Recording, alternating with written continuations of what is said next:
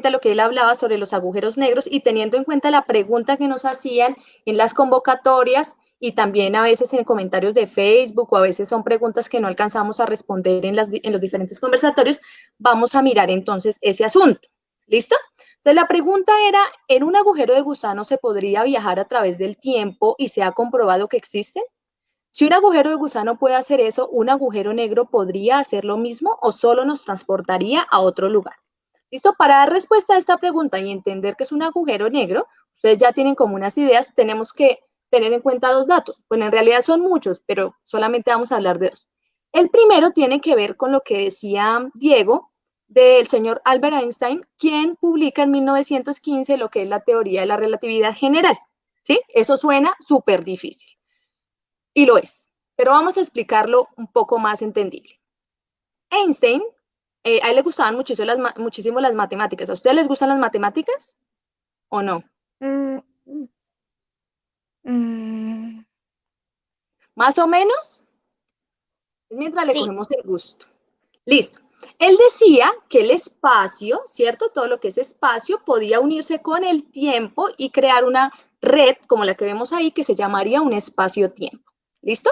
Dentro de esa teoría, él también decía que algunos cuerpos, lo que hacían cuando hablábamos de la gravedad y demás, era dañar esa red o deformar esa red. ¿Sí ven que es como una cobija, como cuando uno tiene una cobija extendida?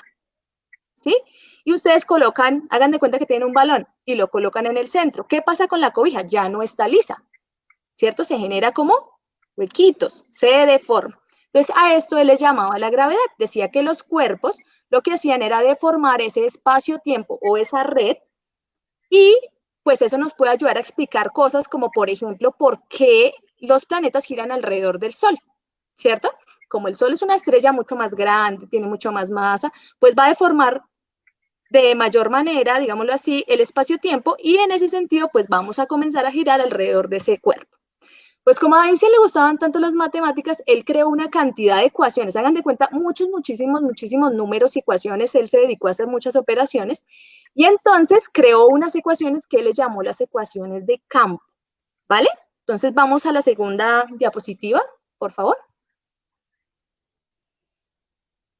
Esas ecuaciones resulta que él las dejó ahí más o menos como cuando la profesora deja la tarea con las operaciones de matemáticas y llegó un señor alemán, él, que él tomó esas ecuaciones y comenzó a resolverlas, ¿cierto? A hacer la tarea. Nadie le puso la tarea, él se la puso solito. Entonces comenzó a resolverlas y encontró varias cosas interesantes. Una de ellas es la velocidad de escape, ¿vale?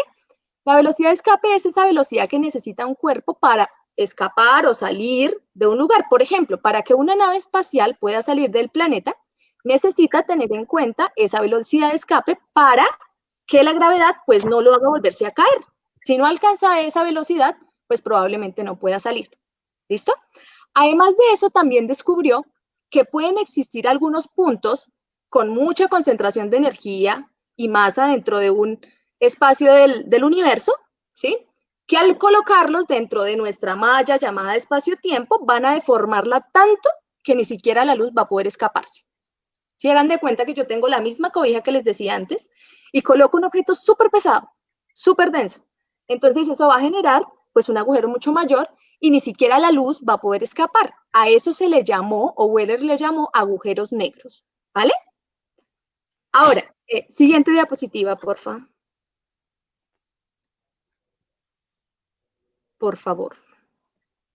Listo. Ahora la pregunta sería, bueno, todos esos científicos hicieron muchas operaciones matemáticas, descubrieron muchas teorías, se han venido creando, pues como decía la profe Aleja, una serie de misiones para ir a comprobar algunas cosas, para ir a reconocer el universo, pero un agujero negro si es negro y el universo es negro, ¿cómo hago para verlo? Mm, ¿Alguien, ¿Alguien se le ocurre algo? ¿Cómo hago yo en la oscuridad para encontrar una camisa negra? mm, Está difícil, ¿cierto? Entonces los científicos lo que hicieron fue mirar qué hacía el agujero negro a su alrededor, o sea, no observar inmediatamente el agujero porque no podían, porque pues prácticamente no se podía ver en su momento o no podemos llegar tan cerca para decir, ay, miren, tan lindo un agujero negro. Entonces, lo que hicieron fue mirar los efectos que produce. ¿Listo? Dentro de eso, pues hay muchas cosas. Yo solamente voy a mencionar dos. El primero tiene que ver con que al producir una deformación en el espacio-tiempo, pues va a generar que algunos cuerpos celestes giren alrededor de él. Entonces, por ejemplo, si los científicos están trabajando con sus radiotelescopios y con todo su material científico que se ha desarrollado mucho, y ven unas estrellas girando alrededor de la nada, pues ellos pueden decir, hay algo que está haciendo que ellas comiencen a girar ahí. Y a veces hacen pruebas del segundo punto para, ya te doy la palabra, ¿vale? El segundo, ay, perdón. El segundo punto para reconocerlos que tiene que ver con que produce rayos X. Como él está comiendo todo el tiempo, decía Gabriela que era como el comer galletas, ¿sí? Está absorbiendo energía de lo que está alrededor de él. Entonces, cuando va a caer esa energía ahí, produce como un anillo que se llama un disco de acreción, ¿sí? Ese anillo es producido por todo el gas que al caer, pues, tiene una velocidad muy, muy, muy grande y entonces eso produce unos rayos X que podemos determinar mediante equipos científicos que ya se han desarrollado, ¿vale? Entonces así podemos identificar algunos agujeros negros. Otra ha sido, por ejemplo, la reciente fotografía que hablaba Diego, que es la que tenemos aquí al lado derecho, la que es como naranja, ¿sí? Esa es la primera fotografía tomada de un agujero negro, pero no fue como, ay, voy a ir a tomar una foto al agujero negro y posa agujero negro, ¿sí? Porque es difícil. Entonces, como él decía, muchos radiotelescopios alrededor del mundo, algunos en Chile, Hawái y demás, tomaron mucha información y luego la juntaron a través de un programa de computación y encontramos esa primera imagen, ¿vale? Bien, vamos ahora a la siguiente diapositiva. Bueno, hasta la diapositiva anterior, digamos que los científicos han logrado mostrar evidencias de que sí existen, de que producen algunos efectos y demás. De aquí en adelante, todos son hipótesis, ¿vale? Entonces, para poder llegar a saber qué es un agujero de gusano, tendremos que pensar qué pasaría si un agujero me atrapara, ¿sí? Entonces, ahí estoy yo, mírenme ahí en el espacio. ¿Qué pasaría si me atrapara un agujero negro? ¿Quién me ayuda? A ver, Valentina, que está que se habla. ¿Qué pasaría conmigo? Estoy ahí al borde del peligro. Pasaría como si ¿Cómo no te escucho? Vale. pasaría que alcanzó un monstruo y te hubiera comido así. Entonces, pues, yo creo que yo no sé qué pasaría contigo, profe, porque, o sea, la verdad es muy difícil sacar una persona de un agujero negro porque si no intenta sacarse, que lo traga uno también. Ok, buena respuesta. Gaby, ¿qué pasaría conmigo? Ya estoy ahí al borde. Pues yo Nadie creo me está que salvando. viajarías a otra galaxia o a otro universo o algo así bien raro, bien loco. Bueno, Mariana, ¿tú qué crees que pasaría conmigo? Esto, viajarías, o sea, la curvatura del tiempo y la curvatura del tiempo y el espacio del agujero negro te llevaría, que tú nos dijiste de esa como una cobija con un balón. Bueno, Valerie, dime tú qué me pasaría a mí para no hacerlo. Mm, mm, ¿Qué crees que pasaría? Pues te quedarías atrapada. Bueno, listo. Les voy a contar que primero que todo un agujero negro, pues las distancias en el universo no son iguales a las distancias que nosotros manejamos acá. No sé si Diego me puede ayudar un poquito con eso. ¿De qué pasa cuando un agujero me atrapa? Resulta que nosotros, las distancias en el universo son muy grandes en comparación con las que manejamos día a día. Y eso lo vamos a notar un poco en este tema. Pero antes, para ver qué nos podría pasar si nos atrapa un agujero negro, me gustaría preguntarle, chicas, ¿ustedes creen que uno podría orbitar un agujero negro? O sea, imagínense un planeta dando vueltas alrededor de un agujero negro. ¿Es posible? No, ¿Es posible? ¿Qué crees? No. Bueno, no. Valeria, tú dices que no. Mariana, ¿tú qué crees? Gaby, ¿tú qué crees? Yo creo que no. Bueno, les voy a contar algo interesante. Y es que es posible que inclusive un planeta orbite al agujero negro. Porque digamos que los cuerpos pueden orbitar alrededor de él. El problema es si pasan un límite. Si pasan cierto límite, ya no hay vuelta atrás. Ya entras, por decirlo así, en una caída dentro del agujero negro y ahí ya los científicos no saben exactamente así qué pasa. Hay hipótesis, pero no se sabe. Y pues digamos que hay algo interesante, que es que toda la información que entra en un agujero negro es una información que no sale. Entonces digamos que si nosotros entráramos al agujero negro, digamos un caso hipotético que sobreviviéramos y supiéramos qué pasa. El problema es que no sabríamos cómo decirle al resto de personas, al resto.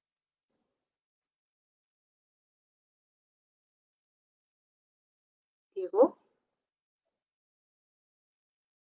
creo que se acercó mucho al agujero negro. Diego, se congeló.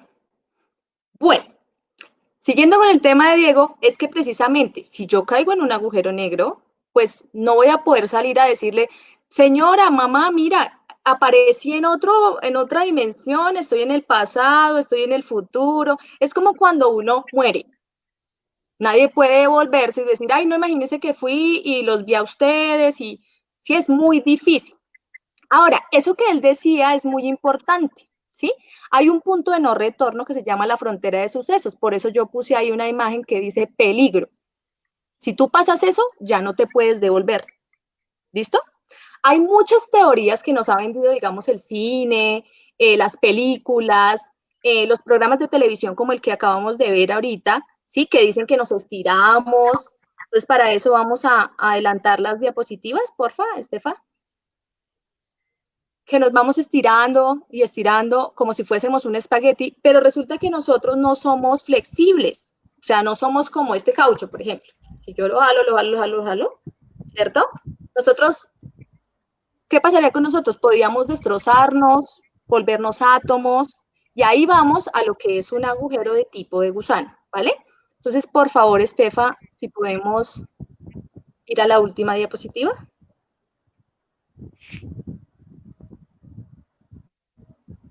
Bueno, entonces, la pregunta, otro clic, Tefa, porfa. A la pregunta si existen los agujeros de tipo de gusano, aún no se ha demostrado o la ciencia no lo ha podido demostrar. Lo que hemos hecho son hipótesis, como la que hicimos aquí todas, que todas dijimos, no, nos vamos para el pasado, las otras dijeron, no, vamos a resultar en otra dimensión, ¿sí? Eso a través de las matemáticas y algunos recursos, pero aún no hay prueba de que exista, de que nos lleve al pasado, de que nos lleve al futuro, a otra dimensión o demás. ¿Vale? Como lo estaba diciendo Diego. No sé si Diego quiere agregar algo más. Te escuchamos, Diego. Sí, o sea, actualmente, pues por decirlo, hoy en día no tenemos una explicación, no sabemos por qué lo decimos, hasta aquí llegó nuestra ciencia, ya recojo mis maletas, recojo mis cosas porque ya no doy más.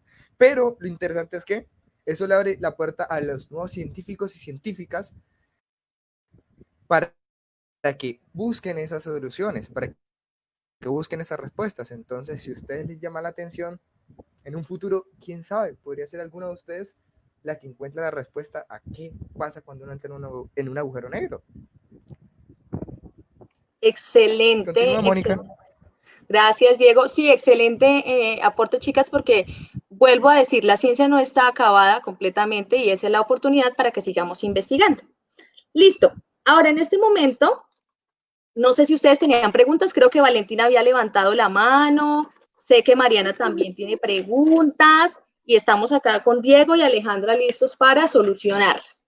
Entonces, levante la mano, ¿quién va a comenzar con la primera pregunta? Mariana levantó primero la mano. Mariana, tu pregunta. ¿Qué tipos de ondas sísmicas son importantes para el estudio de la composición de la Tierra? Súper buena pregunta. Diego. Toda tuya. Bueno, pues para el estudio de la composición de la Tierra, normalmente, si no estoy mal, déjame recordar bien, tenemos dos tipos de ondas que estudiamos, que son, si no estoy mal, las ondas P y las ondas S, que tienen la cualidad de que uno de esos tipos de onda, por decirlo así, pasa mejor unas superficies que otras. Entonces, dependiendo, digamos que nosotros colocamos nuestro aparato científico y enviamos esas ondas. Entonces, dependiendo de cómo esas ondas pasen a través de la Tierra, nosotros podemos saber la composición de la misma. Y así fue como llegaron, por ejemplo, a la conclusión de que pasamos la corteza que es sólida, encontramos una roca como derretida y llegamos a nuestro núcleo duro de hierro y níquel, con el estudio de esas ondas. Perfecto, gracias Diego. No sé si tenemos, Estefanía, a Alejandra. Para ver si no tiene esto, ondas P y ondas S, si no estoy mal.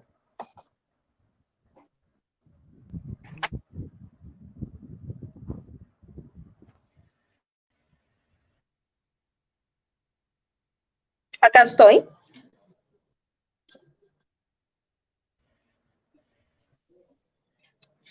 Listo. ¿Quieres continuar, Diego? Se fue Diego. Bueno, listo. Diego ahí nos respondió la pregunta y lo que pudo le permitió su conexión. ¿Quedaste satisfecha con la respuesta?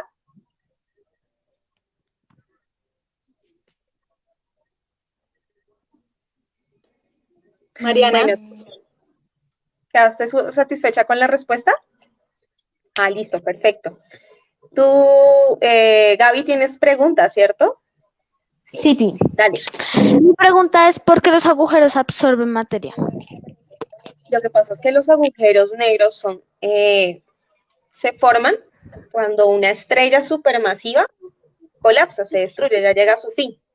Entonces es como tener una gran cantidad. Si vieron ahí en el video de Los Simpsons, cuando que Homero estaba ahí discutiendo con Lisa, que ella le decía que no se acercara, veían como un agujerito negro ahí pequeño, como un puntico negro. Sí. Resulta que pues en el universo, y que también a veces la televisión trata como de desfigurar las ideas, si bien el universo es muy grande, los agujeros negros son espacios que tienen una masa concentrada en un espacio pequeño, ¿sí? No tan grande como el universo, sino pequeño, y es tan grande la gravedad que ejerce en todo lo que lo rodea, si bien, como dijo Diego, pueden orbitar planetas alrededor de un agujero negro, pero si se acerca tanto la luz, un planeta o lo que sea que en el universo se lo traga, se lo absorbe, porque es tanta la fuerza, el campo gravitacional que genera un agujero negro, que termina absorbiendo todo. ¿Sí o no, Diego? Sí. De hecho, muchos agujeros negros terminan absorbiendo. Una forma de los agujeros negros, hay unos fenómenos interesantes es que ciertos agujeros negros están como en baile con una estrella. Entonces, que este sistema de agujero negro estrella permite identificarlos. Pero los agujeros negros poco a poco, que están en esa isla con esa estrella, poco a poco van consumiendo la masa de la estrella hasta que pues les hacen nada. O sea, se comen la estrella, por así decirlo, la van engullendo. Entonces, hay casos de casos, se pueden ver cosas muy interesantes con los agujeros negros. Listo, Gaby.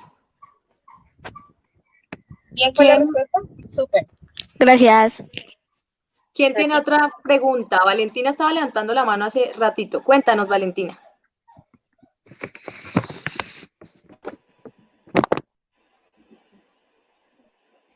Mi pregunta es ¿por qué a Plutón se le llama planeta enano? ¿Y qué es un planeta enano? Excelente pregunta. La profe Alejandra es experta en el tema, ya te va a dar la respuesta que necesitas. Profe Alejandra. ¿Se me escapó? ¿Se fue? Yo solo veo No, tres estoy. personas. Llegó. Bueno, me encanta el tema, más que experta, pues me falta mucho trayecto para hacerlo, pero pues es la idea y trato de leer al respecto. Lo que sucede, Valentina, con Plutón, y hay una discusión súper grande entre los astrónomos y comunidades de astrónomos de que sí, Plutón es un planeta, no, Plutón es un planeta enano. Lo que pasa con los planetas enanos es el tamaño y porque no cumplen con unas características principales como la tienen los demás planetas. Por ejemplo, nuestro planeta Tierra, cuando orbita alrededor del Sol, tiene su órbita limpia. ¿Mm? Esa es la característica que no cumple Plutón, y por eso lo han degradado, lo degradaron a planeta enano por eso. Antes, hace tiempo, se enseñaba, cuando estuvimos en el colegio con Mónica, bueno, yo más que ella porque yo soy más viejita, a mí me enseñaban en los libros que Plutón era el 9º planeta. A raíz de las discusiones que hay en los científicos, porque eso es importante y estamos haciendo hincapié bastante en ello, la verdad la ciencia no es acabada, los científicos todo el tiempo están preguntándose, eso es súper clave, y es una de las claves de la inteligencia, estarse siempre preguntando.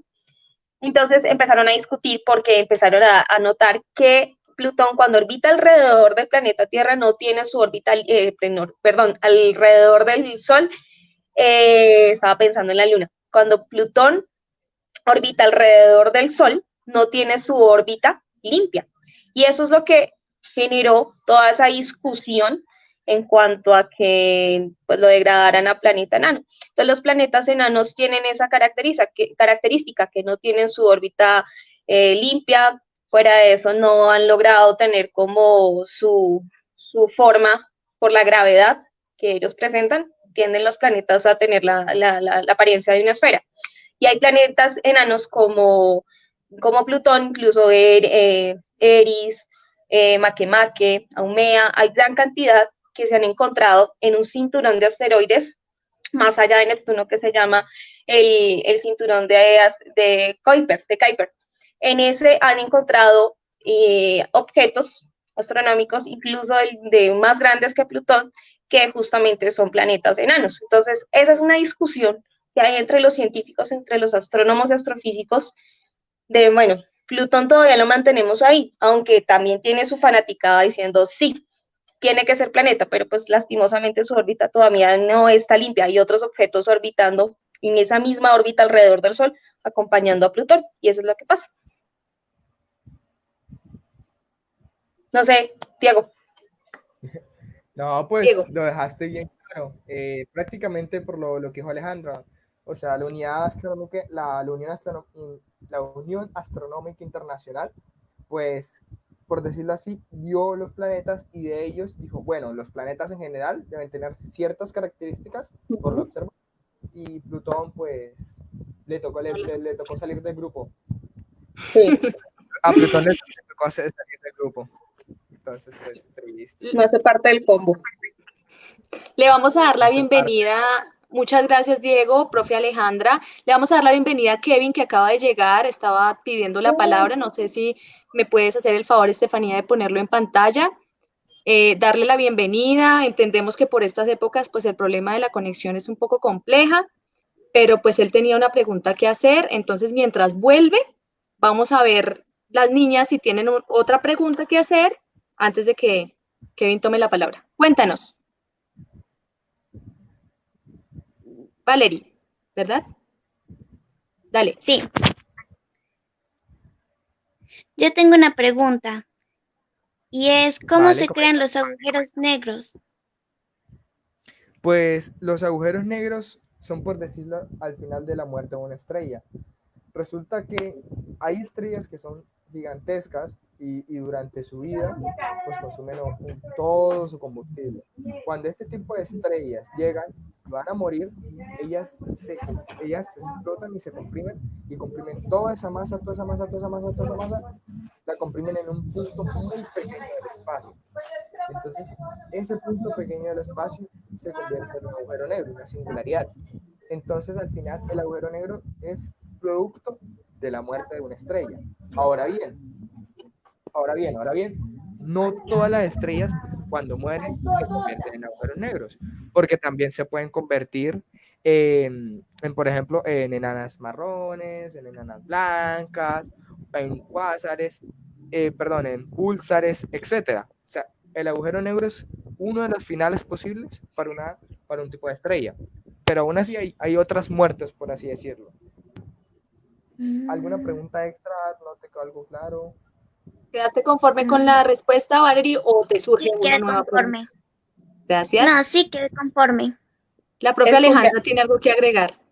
Sí, estudiar la vida estelar de las estrellas es súper interesante porque de ahí nos hemos dado cuenta justamente de ese tipo de objetos como los agujeros negros. Al estudiar, nosotros, la curiosidad humana es súper importante, niñas. Por eso también la intención de estos conversatorios, para que niñas como ustedes, niños como los que nos están viendo, se pregunten y se cuestionen sobre lo que vemos en la realidad. Y levantar los ojos y ver esos puntitos brillantes allá en el espacio, en nuestro cielo, muchas de las veces que tú estás viendo uno de esos punticos son estrellas que están a punto de colapsar y que posiblemente en algún momento, más allá lejano, se puedan convertir, como decía Diego, en un agujero negro o en una estrella enana blanca. Nuestro Sol le va a pasar eso. Nuestro Sol tiene una vida estelar, de pronto nosotros no estaremos presentes cuando suceda eso porque faltan miles de millones de años para que ocurra, pero va a pasar y pues nuestro sistema solar se va a transformar debido a esa vida estelar. Entonces va a convertirse en una enana blanca, depende del tamaño de las estrellas. Cuando se presenta un agujero negro, tiene que ser una estrella súper, súper masiva, con un tamaño, mejor dicho, nuestro Sol es como una arvejita al lado de esa estrella. Y nosotros somos una arvejita al lado del Sol, súper pequeñitos. Entonces, eso también es importante. Listo, vamos a escuchar la pregunta de Mariana y vamos a hacer una pausa para ver nuestro ¿sabías qué? Entonces, Mariana, te escuchamos. Mi otra pregunta es que si la fuerza de la gravedad se observa en todos los astros del sistema solar. Sí, la fuerza de gravedad existe. También cómo funciona la gravedad es una de las cuestiones que también se preguntan los científicos. De hecho, cómo funciona la gravedad en un agujero negro y todos los cuerpos, toda la materia que hay en el universo. Por eso nosotros tenemos una luna orbitando nuestro planeta, nosotros orbitamos al Sol, el Sol y nuestro sistema solar también está orbitando en la galaxia también tiene movimiento porque hay una fuerza gravitacional en el universo. De hecho, el famoso científico que todos conocemos, Albert Einstein, que Mónica presentó ahí en su diapositiva, pues nos dio la pauta para saber que hay ondas gravitacionales, que cuando se gestó el universo, cuando surgió esas ondas gravitacionales, la gravedad, la masa, todo lo que empezó a componer el universo, está presente en todos los confines del universo. Hay lugares en donde es interesante saber qué pasa como en los agujeros negros, pero sí, sí hay. Diego, ¿quieres agregar algo más para complementar la respuesta a Mariana? No te escuchamos, Diego. Creo que tienes apagado el micrófono. Sí, Ya, ahora sí. estaba muteado, perdón. Ya hablando.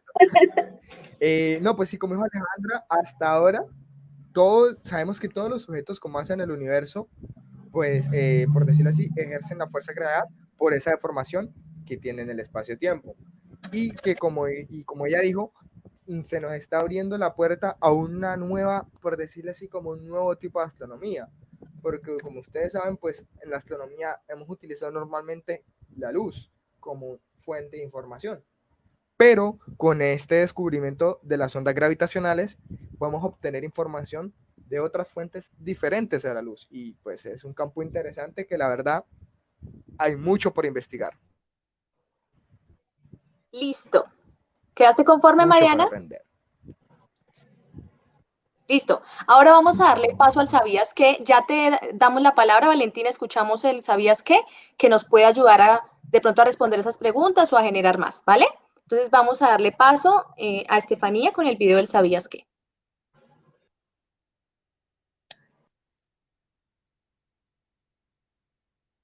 Bueno, tenemos un problemita técnico, entonces Valentina, te vamos a escuchar mientras se soluciona. Cuéntanos cuál es esa pregunta que tienes.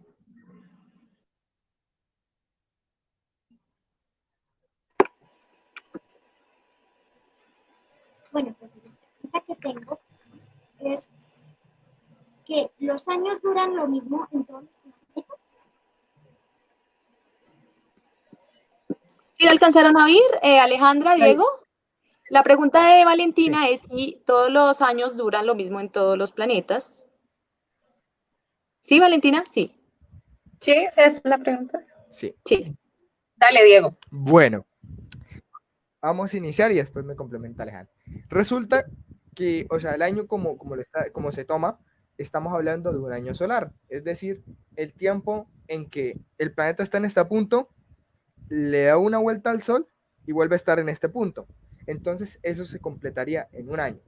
Ahora bien, como las órbitas de los planetas son diferentes, se recorren en tiempos diferentes. Entonces, por ejemplo, el año en Mercurio sería más corto que en la Tierra porque le da una vuelta al Sol de una manera más rápida. Cuando, por ejemplo, un año en Júpiter sería más largo que en la Tierra porque se demora mucho más tiempo dándole una vuelta al Sol. Excelente, Diego, gracias. Valentina, cuéntanos, ¿quedaste conforme con la respuesta o tienes una nueva pregunta para Diego? Perfecto, muy bien. Qué súper bien, Diego. Ahora, niñas, Dale, perfecto, perfecto. niñas, ¿tienen alguna otra pregunta? Cuéntenme. Mariana, Gaby, Valerie. ¿No? Bueno, ¿la profe Alejandra tiene algo que agregar? ¿Algo que complementar? Espérate que ya la van a poner. Llegó. Listo. Listo, pues no, nada, como dijo Diego, de hecho es muy interesante comprender cómo duran tanto los años, depende de la rotación, la traslación que tienen alrededor de nuestra estrella, el Sol, y también los días, por ejemplo, la duración de los días no es lo mismo acá en la Tierra como va a ser en otros planetas, por ejemplo, en Júpiter, el día solo dura aproximadamente 9 horas. ¿Mm? Y el año dura más, pero en la rotación para que nos dé el día y noche, en Júpiter solo 9 horas. Imagínense nosotros con un día de 9 horas, si no alcanzamos a hacer todo lo que nos toca en 24 horas terrestres, que serán 9 horas. Entonces, así sucede, depende de la composición del planeta, si es gaseoso, si es rocoso, su tamaño y demás. Entonces, esas son características bastante llamativas en este tipo de formaciones planetarias. Por eso, si quieren hacer las tareas rápido, vayan a hacerlas a Júpiter para que se demoren Sí. menos.